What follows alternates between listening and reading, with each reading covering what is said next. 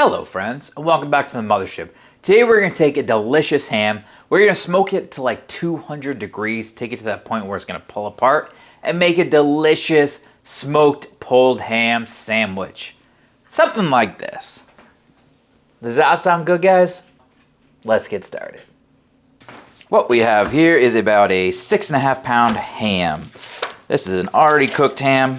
You can get these at your grocery store. Sometimes they're nice and cheap like this one. Sometimes they're a little more expensive. But what we're looking for is a ham that is not spiral cut.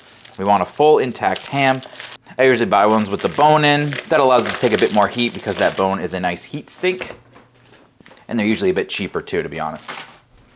So we got our bone right here. And like I said, we have a fully intact, not spiral cut ham. Now at some point I'll do a video on how to actually make a ham. It's not too difficult, you're just basically brining it for a while. But since this is already cooked, you could just eat it right now. But what we want to do is take it and cook it past the point where you would actually pull off a ham steak. And take it all the way to the point where we would do like pulled ham, pulled pork. So somewhere around 200 degrees is where we're going to take this. But what we can do now is get some extra rub on here. So what I'm going to do, so I'm going to start with just making some cross cuts across. Like so.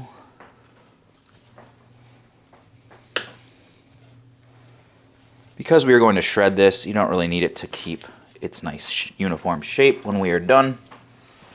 What we're doing is we are adding surface area for our rub to adhere to, so you can get some more flavor in here. Now I know lately I've kind of been disparaging the use of using binders because it's not really a point to them, but in this case I'm actually going to use one. Usually I'm adding salt, right, with my meats, and I'm getting all the salinity I want into the meat before we go ahead and put our rub on. But since this is a ham, obviously you don't want to add any extra salt, otherwise it's just going to be disgusting.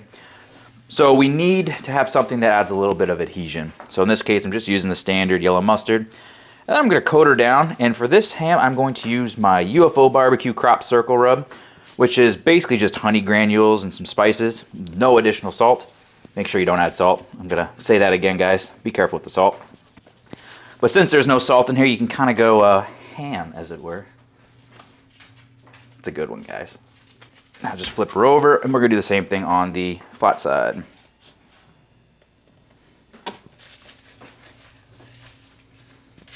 And that looks pretty good to me, guys. What we're going to do is I'm going to take this, put it into my fridge, and I'm just going to let it sit, let everything start to kind of melt together until we want to get our smoker going. But at this point, just let her sit and kind of let everything just kind of adhere to it and get nice and comfy, ready for it to go into a smoke bath. Now we are going to be smoking this today with the Weber kettle on the S&S insert. I'm just going to get my fire starters lit here and get our starter going. As you can see, you know the drill. I have an open space on one end of the S&S where I'm going to put my hot coals, and the rest filled with unlit. And then as it burns over, I can start to put more coals in and have it go back and forth pretty much indefinitely. But at this point, let's get our starter chimney nice and roasty toasty, ready to go on. Alright, not just like a classic New England day, it has decided to start raining, which is always fun. But I'm finally up to temperature about 250, which is where I plan to run this for the entirety of the cook. What I'm going to do is get my ham on over like so.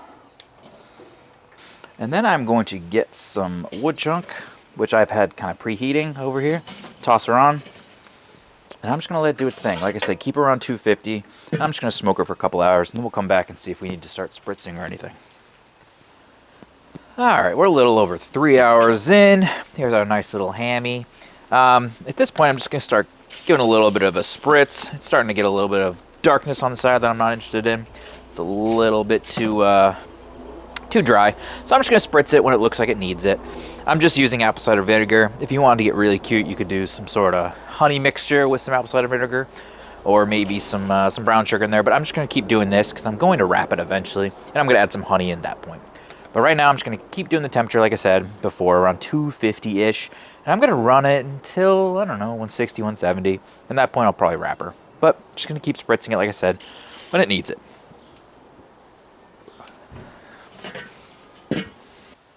All right, we're about 5 hours in, and this is an internal of about 175 degrees. I think it's ready to get wrapped, honestly.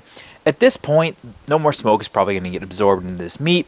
I think realistically, it'll just take a long time to go through the cooking status that we want to that pull apart level.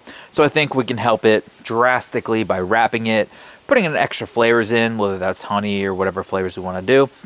But at this point, I think we're going to wrap it. So I'm going to pull it, take it inside. We'll put it back onto the smoker and push it to the finish line. Look at this, guys. Gross.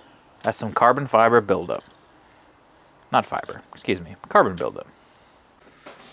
Okay, to get this wrapped, I'm going to start with taking some of my spritz, which, like I said, is just apple cider vinegar and a little bit of water. And I'm going to add it into the container. And then instead of brown sugar, like I usually do with like a pulled pork, I'm going to add in a whole bunch of honey. This is kind of that honey spiral ham type flavor that I'm looking for here. So I'm going to just add a bunch of honey all over the top of my ham. And then just like all my pork butts, I am going to put a whole bunch of fat back into this. So if you have some lard or something like that, that would be ideal. But I'm just going to use butter. I'm just going to put some pallets of butter on top of this sucker. Once we wrap it, they're going to melt. They're going to be absorbed into the meat.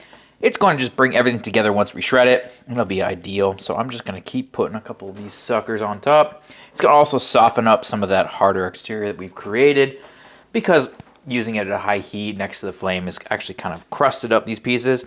But that sugar and that fat is really going to come together and make a really good flavor. So at this point, this looks good to me. I have some liquid in the pan. Now I'm just going to take some tin foil, cover this sucker and make it airtight.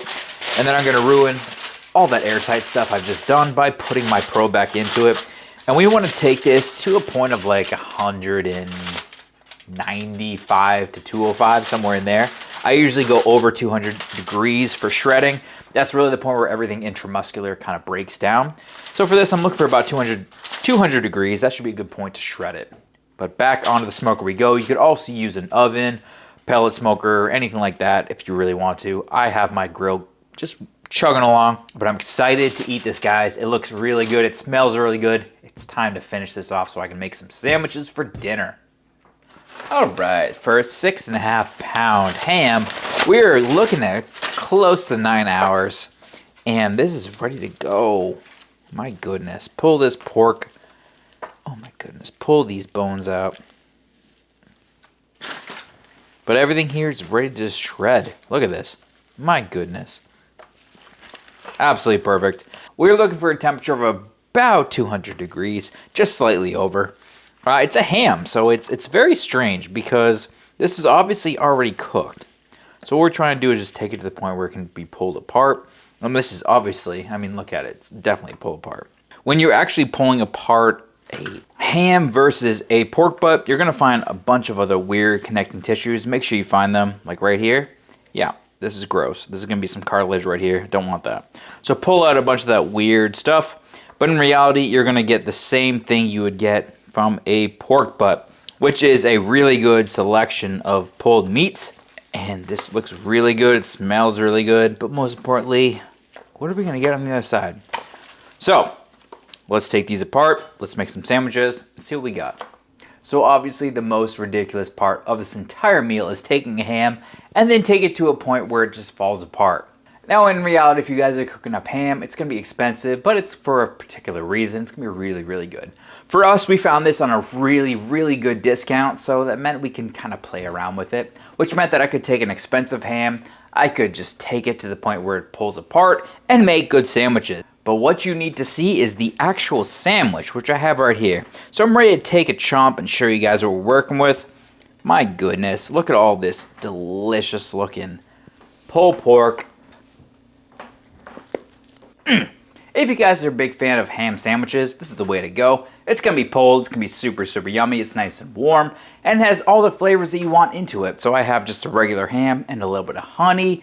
I have some ranch that I made on the side, and then a good sandwich. It's going to be really, really yummy for the rest of the night. But I'm curious to know what you guys think. Have you ever smoked a ham to the point where it pulls apart? And if you have, please let me know down below. Have you done anything different other than what I did here? But most importantly, guys, cook Sam fantastic, and I will see you on the next UFO or barbecue. Bye-bye.